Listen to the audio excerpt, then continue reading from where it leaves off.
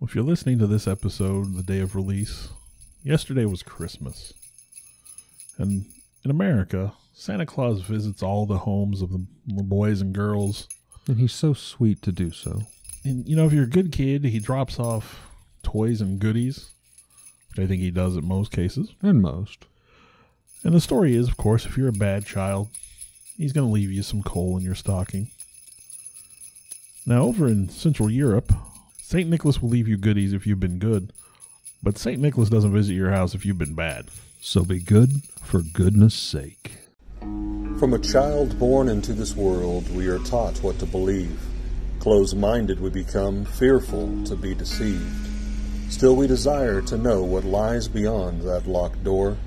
The art of the storyteller, conjuring tales of legend and lore. History hidden, lost knowledge, things forgotten and the unknown. These are the things that direct us and will set the tone. Welcome, friends, to another episode of Nightmares on the Lost Highway.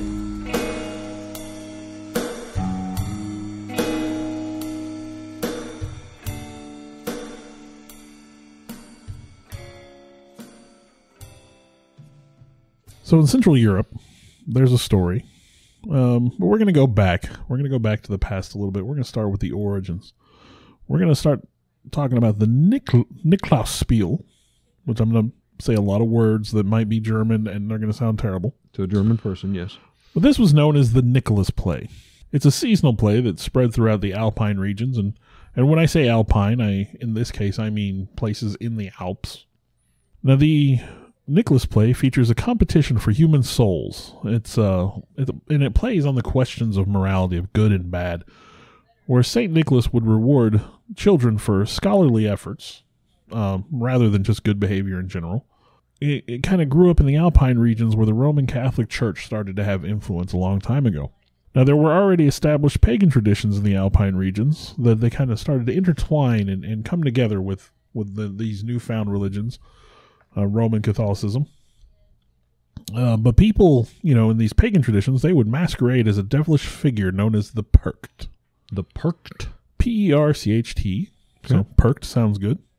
Now these were two-legged humanoid goat creatures with a giraffe-like neck, wearing animal furs. They wore costumes and marched in processions known as Perchtenlaufs. Again, I'm going to say a lot of these words, and they're going to come out wrong. Now, the Perchtenlaufs were looked upon with suspicion by the church, and they were banned in some reasons. Now, of course, due to the sparse population of the area and the rugged environments, it was not effective or easy to ban such of the traditions. Right. Now, the Perchtenlaufs would eventually introduce St. Nicholas into the story, where St. Nicholas was sort of the opposite of the Perch. He was the good guy where they were the bad guy. Got to have the yin with the yang, I guess. And these Perks, as you can guess, would eventually become what we call the Krampus. The Krampus. So, of course, the Krampus, we're going to describe him a little bit. I think most people are probably familiar with what the Krampus looks like in this day and age, but you have a horned anthropomorphic figure, typically described as half goat and half demon. And if you have a moment, I suggest you just go ahead and pause, jump on Google, go to Google image search, and just look up Krampus. And try to look some of the costumes that these people wear for these Krampus festivals. Parades and festivals. These costumes are insanely good. Nightmares. But yeah, terrifying. He's hairy, usually brown or black hair. He has cloven hooves with some descriptions having one human foot and one hoof. He has a long pointed tongue that lolls out of his mouth and great big fangs. He usually carries chains or has chains hanging about his person. These are thought to symbolize the binding of the devil as part of that Roman Catholic faith. Christianity phase coming in, yes. And he'll thrash the chains for dramatic effect. And sometimes the chains will have little bells on them. So he's got the jingle bells. The jingle bell rock. Now he also carries a birch switch and a basket. Is that correct? Well, he either carries a birch switch or bundles of birch switches, which the bundles are called ruten. Okay. And, I think it goes without saying, but he uses those to whip the children. Whip unfortunate children. And throw them in the basket over his yes. His shoulder. Some versions replace the Rutan, the birch bundles, with actual whip. So Krampus is a bad dude. He oftentimes appears with a sack or a basket strapped to his back, which he uses to cart off evil children. Now, what does he do with the evil children? Well, it's not really quite sure. Some stories say he drowns them. Ooh. Some stories say he eats them. Ooh. Some stories say he takes them to hell. You got to get the coal from somewhere. Yeah. Now, older versions just make mention of the naughty children being put in the bag and taken away, quote unquote. So wherever they end up being, Now, I'll stop you there. I read some of these stories. The children, a little graphic here, but they would literally be beaten. Some of the depictions in the stories, they were thrown in like the burlap bag and stomped upon. I mean, we're talking some gruesome, nasty, child-beating stuff. And yeah, did he beat them until they were dead? Did he just tenderize them a little bit? No, it's not real clear. The Krampus is a bad dude, and you want to be a good kid. They're not messing around. Little coal in your stocking is nothing compared to being beaten. I was going to say, we flash forward, and it's like here in America, and it's like, now, little Jimmy, you behave, or you're going to get coal in your stocking this year. Compared to, can you imagine these parents sitting down overseas, like in Austria, and it's like, now, Bill, you know what's going to happen. It's the same thing that happened to your sister last year. If you don't behave, this would be obviously used by parents to keep their children in check. Absolutely. And I think a lot more successful than what we do in America. Yeah, the threat of a piece of, for one, let's be honest, I don't know anybody's ever received a bit of coal in their stocking in recent memory. But yeah, if it came down to either be a good kid or this crazy, scary demon is going to show up at your house and snatch you at night, beat you with birch wands, and then take you to hell or drown you or eat you. Yeah, whatever. Yeah.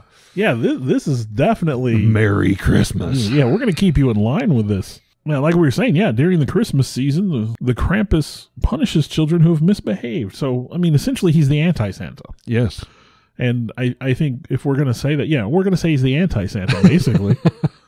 But of course, like I said earlier, these are pre-Christian origins for this creature. Now, this goes back. Krampus, in a lot of lore, is one of the companions of St. Nicholas in some of the stories. Yeah, I was going to. That's definitely an angle. I looked at the different companions of Santa here. And this region goes over to Austria, Croatia, Hungary, northern Italy, as well as like Bavaria and Slovenia. Yeah, you have the tradition of the companions of St. Nicholas, which we could talk about a little bit now if we want to. So he's just one of the companions of St. Nicholas, which they're all kind of shady dudes if you get into it. You have Knecht Ruprecht, which would be farmhand Rupert. He's a man with a long beard. He wears furs or he's covered in straw, kind of a working class fella. Carries a long staff and a bag of ashes. Would wear little bells on his clothing, so he's kind of festive. Yeah. He asks children if they know their prayers. If they do, they'll receive a treat. If they don't, he beats them with his bag of ashes. Another trend here. You have Belschnickel, which if you are a fan of The Office, Dwight Schrute and the whole Belschnickel thing. But he would wear furs that cover his entire body. He would sometimes wear a mask with a long tongue, kind of a Krampus-y looking face. Santa's got quite the little chain gang following him. St. Nicholas. He's rather scary, and he'll visit kids at Christmas delivering socks and shoes full of candy. That's what every child wants. But at least you do get some candy in there. Now, if you were bad, he would leave you coal. So there's some coal there. You have Zwarte Piet, or Black Peter. He's typically depicted as a Moor from Spain, which I didn't think that's where the Moors came from, but I might be wrong. Not up to par on my Robin Hood Prince of Thieves. Now, he traditionally punishes ill-behaved children by beating them with a birch rod, so you got more of that. More of that. Such hostility at Christmas. Now, typically, in traditional festivals and whatnot, when people dress up as Zwarte Piet, they do so by dressing in blackface. So as you can imagine, Black Peter has kind of become a controversial figure. I can only imagine. In this day and age. The last one I have here would be, I'm assuming he's French in origin, La Pere Fiotard, or the Whipping Father. Whipping. He brings a whip, and he accompanies Santa on all of Santa's visits. And if you're a naughty child, he ruthlessly beats you with the whip. Wow, there's a trend here, folks. He's got a scary, pointy face, and he dresses in dark, scraggly robes with a big, long beard. So all of the companions of Santa are sort of like, what are they, his heavies, his enforcers? Yeah, that's his heavies. Wow. It's just so, I mean, we're used to that Coca-Cola Santa image in America. Yes. And ho, ho, ho, ho. apparently it wasn't always that way. Well, now on the origins, you talked a little bit about it. It is kind of unclear, but obviously, as you stated, it's believed pre-Christian origins. There actually are holiday greeting cards that are called Krampus Skartens. Yep, Krampus skirt. Yeah. So they've dedicated their own little Christmas card line, and this all has some beautiful artwork. I mean, I'm a little bit morbid, I will say, but I love some of the artwork. Well, the artwork is that's on really, these. I mean, it's good art. It's and a lot of them are dated. Yes. So you're looking at like old, the art. Yeah, I mean, it's really, 1940s, they look good. 30s, 40s, 50s, especially during this time frame. In 1958, an author by the name of Maurice Bruce wrote this, and this to me sounds Halloweenish. Obviously, I'm gonna exactly say here, quote what he says about Krampus. There seems to be little doubt as to his true identity, for in no other form the full regalia of the horned god of the witches is so well preserved. The birch, apart from its phallic significance, may have a connection with the initiation rites of certain witch covens, rites which entailing binding and scourging as a form of ways to mock death. That's where your beating and all this comes in. The chains could have been introduced in a Christian attempt to bind the devil. Yeah. But again, they couldn't. They could also be a remnant of pagan initiation rites, which also used chain. Iron, of course, was another big thing. I mean, Maurice Bruce, straight from their lips, it's like, this is witchcraft. I mean, this thing is in league with the devil. I wanted to talk a little bit more about the Krampus carton, if I could. The artwork, we talked about the art, typically it depicts him menacing children in all kinds of different ways. These kids are thrown over his shoulders, kicking, screaming, crying. He does seem to have a weakness for well-endowed maids on a lot of these cards, too. Now, of course, over the years, the Krampus has become, he's gone from terrifying to almost cute. Old Krampus carton would have the, terrifying, devilish Krampus. But modern ones almost have like Cupid-like variations of the Krampus on them. So he's kind of, they're trying to tone down his reputation. Tame it down. Come Just on. Tame it down. Bring it down a notch. I mean, I don't know why we got to do that. He seems to serve a purpose. What was it, 3-4 years ago? They released Krampus, the movie, right there about Christmas time. I don't know if you watched it. Oh, of course so. Yeah, I took my son to the theater and watched it. I mean, if nothing else, and I don't want to spoil too much, but if you've never seen the movie, the gingerbread man scene alone is worth watching. And guys, it's the day after Christmas, so if you're bored sitting around the house and you want to watch something, Krampus the movie. There's another Christmas movie to add with Gremlins and Die Hard we were talking about earlier. These non-standard Christmas flicks. No, and there's multiple Krampus movies now, actually. I mean, you can pop on any of your streaming services and find a Krampus movie. Yeah. But if you can find that actual Krampus movie from, like 2017, 2018, I think, it's actually pretty good. Now, there's all sorts of Krampus traditions. You have the Krampuslauf, which was the Krampus run, where young men dressed as Krampus, which I think Krampus is both singular and plural. Okay. So the young men dress as Krampus to participate. This occurs annually in most Alpine towns. And, it's customary to offer the Krampus schnapps if you want them to leave you alone, which, I mean, maybe that's sort of the ulterior motive. But, of course, there's, in the Alpine regions, they have what they call Krampusnacht, which is the feast. The Feast of St. Nicholas is celebrated in parts of Europe on December 6th. Right. Krampusnacht is the night of December 5th, the night before. Wicked hairy devils appear in the streets. Wicked hairy devils. And they sometimes accompanied by St. Nicholas, but they will visit homes and businesses, and running into running into safe havens, quote unquote, doesn't necessarily save you from the Krampus. Now, he can come in uninvited and beat you with his birch rod. Now, St. Nicholas in these events will typically appear in Eastern Rite vestments of a bishop. Well, in the Catholic Church, he's a saint. Yeah, not the typical Santa Claus, the saint. Not our Santa Claus. Yes. He carries a golden ceremonial staff, and he only concerns himself with the good children, which is, again, unlike our American Santa, who, he does stuff for all the children, supposedly. Yep. Now, Krampus, of course, supplies the coal and the Rootin' Bundles to the bad children, and how he applies the Rootin' Bundle. I think we've gone over that more than once. Yeah. He's going to beat you with it. Now, during these festivals that you're mentioning, the St. Nicholas Festival, which we mentioned, was actually started to be celebrated on December 6th. There are some other festivals that they believe some of the Krampus aspect came from. One was, I believe they pronounce it Martinmas, and also another called the Feast of the Holy Innocents. And that's where the child aspect comes in, trying to save the soul of the child, to beat the child, to get them to maintain the narrow path. But this started appearing in a lot of the medieval church plays, and even so they were taking that early aspect, which we talked about this with our Halloween special and Samhain, where it's just a culture melting pot of when Christianity hit the shores. You can't just annihilate all the old history that everybody knows. Well, a lot of time to make sure that Christianity, quote unquote, took. Yes, they would embrace those old traditions. Even our intertwine it. Our current version of Christmas is based on the birth of Jesus, but I think historically speaking, Jesus' birth actually happened in April, if I remember correctly, something like that.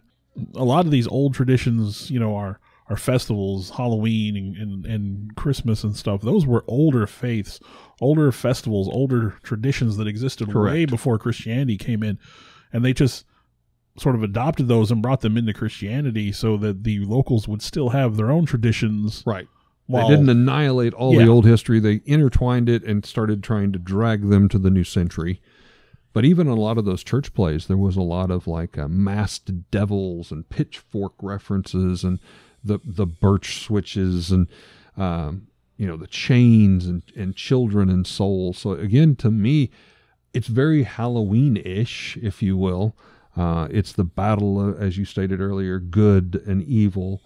To me, again, it's just very intriguing with the history of this, the whole pagan supernatural aspect, again, with the Christian version of the devil kind of intertwined. Well, it's like you said, you've got the chains that symbolize the binding of the devil and stuff like that. Yeah. And he's definitely, in most forms of art, he is a very devilish figure.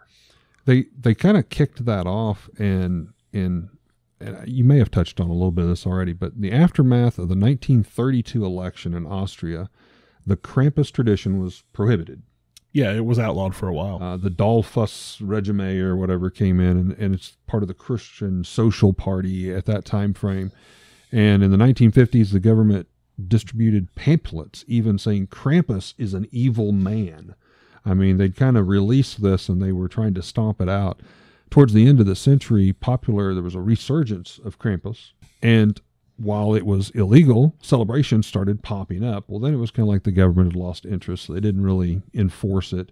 But they started wearing the hand-carved wooden masks and started doing, it's almost like cosplay to this day with a lot of the parades and the outfits and just in a weird, twisted way, beautiful costumes. Oh, yeah, no. Like I said earlier, if you do the Google image search and you look up the costumes these people wear for Krampusnacht and all that, some of these costumes, again, terrifying. They're meant to be scary, but they're amazing. The level of detail that people put into these things, and you've got people with the stilts. Oh, yeah. And some of these things appear 10 foot tall just and monstrous, walking on stilts. But the amount of detail, the amount of work, that's a labor of love. These people really put the time. You can imagine they've spent years making these outfits. And we've started, I don't want to say we've embraced Krampus in America, but we're starting to bring that tradition. We do have Krampusnacht celebrations now in certain places in America where we're sort of acknowledging the culture of the location. And again, you've got these beautiful costumes, beautiful quote unquote, because again, they're terrifying. I mean, if you were to see one of these unprompted, you would know that the devil had come to get you. Oh, absolutely. But what's ironic is you look in those videos and stuff, and there's just lines of these people dressed up as Krampus. And they're all just... You see the small children. It's like our Christmas parades here in America. And the kids aren't... Yeah. They're not all freaked out about it. I mean, they've grown up, I guess, around it. But, I mean, it's almost like they're looking and they're waving, like in America, kids would to Santa in the Christmas parade coming around. And it's just... It's a different world. But it's I mean, honestly, again, I will tell you right now, take a moment, Google search some of these costumes if you're into this kind of thing. They are just crazy good costumes. Again, I mean, you say beautiful. I mean, as far as the artwork goes, I mean, just this horrifying, right out of a horror film. Monster. Right out of a horror film. Like honestly, the Krampus costumes that I've seen in some of these pictures are better than the Krampus that was in the Krampus movie. Yes, I agree. I agree. It's crazy. I wanted to touch on some regional variations while we're talking about the Krampus. In Styria, the Ruten bundles are presented to the families. The twigs are painted gold and displayed year-round in the house to remind children, like, if you're going to be good, this is what you get. Daddy's hanging the belt on the wall right for you to look at every day. And in more isolated villages, the Krampus will even have other beastly companions. Typically, the antlered wild man type figures will follow him around. In parts of Austria, there's a toned-down version of Krampus that's popular in Christmas markets and urban centers. And their Krampus, in those cases, is usually more humorous than fearsome. So that may be going back a little bit to the little kids just loving the Krampus. Right. In parts of Austria, he's meant to be more of a likable character. In the northern part of the Udine province of Italy, and I may have said that wrong, I'm sure, there's an annual festival held in early December, and just before sunset, the Krampus, and I think this is a plural, the Krampus come out of an old cave and chase children around the city. and they will also chase adults. I want to go to that. And they will punish them by smacking them on the legs with birch branches. I don't want that. I don't want that. Now, in order to satisfy the anger of the Krampus, children and young folks must recite a prayer to run him off. So again, you go back to the, this is a devilish figure. The demonic and hold your faith. And in Croatia, he's described as a devil wearing a cloth sack around his waist. He's chained about his neck and ankles and wrists. And as part of his tradition, part of the tradition here of the Krampus, good children receive a golden branch from St. Nicholas with their gifts. Now, a bad child will receive a silver branch and have their gifts taken away by the Krampus. Oh. So that's kind of like, here, Santa left you all these presents, and then the Krampus is like, yoink, nope, they're mine. Little Johnny comes down, oh, I'm so excited. Yeah, you don't get any of these. So, again, this Krampus, he's a devilish boy. Kind of a little trickster aspect. Yeah. And then, of course, you got the good Saint Nick. He's leading this pack, but what you don't see is what's behind him, following him. So I have to feel that the Grinch, even in a way, is probably inspired by the Krampus. I could see that. He's a very Krampus-y type character. So I'm sure you had your Santa experiences, as a kid. Oh, definitely. Waiting on Christmas morning and staying up late. So if you'd have heard the cloven hooves on your roof, you would probably automatically assume reindeer. Yeah. But seriously, growing up, I never heard of Krampus until I'll be honest, probably I was a young adult.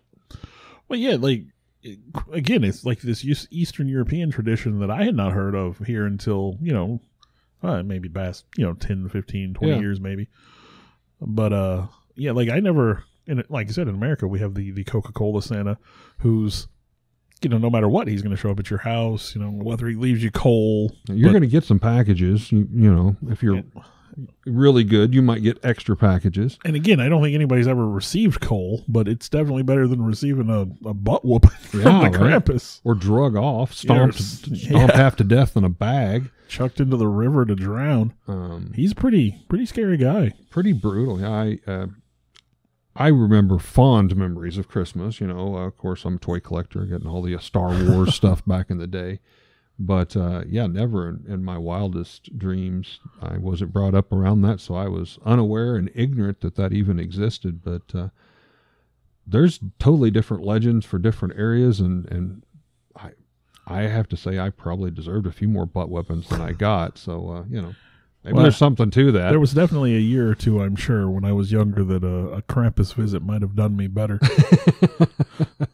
I know that definitely if I'd been threatened with the Krampus as a kid, I might have behaved myself a little differently. Oh my gosh, you wouldn't. But I may have told this story on the podcast before, and I'm going to stand by it. I tell this story to my kids, and they think I'm a crazy man. I was probably 4 or 5. We had come home from Christmas Eve at my grandma's house. We had this Christmas Eve tradition where all my aunts and uncles would gather up at my grandma's, and the whole family, aunts, uncles, cousins, went out, and we would all exchange gifts. Now, this would have been in the 80s. Obviously, I'm 77, was born in 77, so very early 80s. And I remember we had gotten home from Christmas Eve. We're standing out in the front yard. My dad was talking to the neighbor, and I remember looking up in the sky, and I'll vouch for this even today. As a child, I know I saw it. As an adult, you telling me this story at least.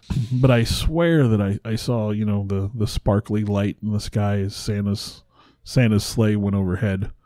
And, I'm in my 40s now. I'm pretty sure that I didn't see what I thought I saw, but I like that memory. Right. It comes from a good time, and when I was a kid, my parents were still married. I might have had my little brother at that point in time. I mean, it would have been right around that time that he was born. But it's just a nice memory, and even I had to have that conversation with my daughter the other day. She's almost 13. And she was definitely one of those ones that would defend Santa with the other kids. And so my wife felt that it was time to have that conversation. Mm-hmm. And I even told that story again to her. But that Santa is a state of mind almost at holidays. I think we all soften a little bit at the holidays. We all try to be a little more charitable, a little more friendly. At least I would hope so. Yes, we should. But again, you've if I had seen the Krampus as a child, that would have been a wholly different experience. You were talking about fond Christmas memories. A tradition, I don't know how many people used to do it. It seems to be a thing now. You drive around and look at Christmas lights. Yeah. My mom and dad I think it was mom, really pushed that every year. I mean, that was a tradition. And we just drive around here in Lebanon, the local area. But it was amazing some of the work that people would put into their houses. And I swear I'm not copying your story, Bill, but I do remember as a young boy, I know to this day, it could have been Santa, could have been a man dressed as Santa, but basically going around the side of the house, and there was a ladder up against the roof, and he was climbing the ladder to get to the roof. And I look back and I'm like, did I see a burglar trying to break into somebody's house? Did I see Santa? We talked about Gremlins earlier. That story that the girl tells. did the poor dad get stuck in the fireplace chimney? But that was probably one of my most memorable events of Christmas. Was as a child, of course, I wanted to believe I saw Santa. Yeah, there was that side, and then as a couple of years goes by, it's like, I saw something. You saw something. And again, that's sort of my story. I know in my heart of hearts, I feel that I saw something.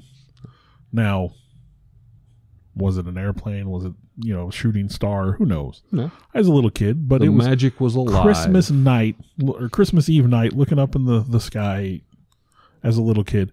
So, this podcast of ours, we do it for fun, and we hope you enjoy it. We know this is sort of our first year of doing this, and this will be our last episode of the year. Getting close to 20 some episodes, I believe. This I think Krampus is 29, maybe episode 29. So, I hope everyone had enjoyable holidays, and hopefully we can keep doing this for a while, and you guys keep coming back and listening. So we've almost made it through 2020. That's a start for all of us. That's saying something. Depending on what you read, but let's just hope that 2021 is better than 2020. I hopefully, my wish is for life to return to normal and everything to start getting back to where it was before. I hate the idea of people feeling like they're trapped at home and these mad rushes for toilet paper and stuff like that. Disinfectant and yeah. So Crazy times. hopefully no one had a visit from the Krampus yesterday. Or whenever you listen to this, hopefully the Krampus didn't show up at your house on Christmas to beat you. Hopefully you're just some tired parents who have worked Christmas magic diligently to the best of your abilities. So Merry Christmas, Happy Merry New Year. Christmas. Happy New Year. We'll see you in 2021. Thanks for listening in on Nightmares on the Lost Highway. Hey, this is Eric, and I just wanted to give a little reach out and a plug to our first paying sponsor for Nightmares on the Lost Highway. That's our little family toy and gaming shop here in Lebanon, Missouri called Raven's Loft. If you happen to be in the central Missouri area, please check us out. We have 2 locations. First one is at 223 West Commercial, downtown Lebanon. We've also branched out to a second location out at the Heartland Antique Mall, also here in Lebanon. You're going to find all kinds of vintage toys, Star Wars, Star Trek, G.I. Joe, Transformers, Mego, Universal Monsters, all types of gaming, board games, Magic the Gathering. So we would appreciate it if you'd stop by. You can like our Facebook page. Swing by and check us out. Thank you so much.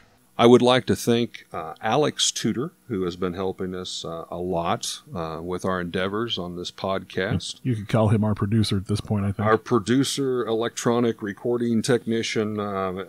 He's the one that's setting up all the mics and the hardware in the background. And then Bill Weirs is going through, taking his time to try to clean and edit this up and give us the best possible version that we can present to you folks. Want to thank everybody involved with that.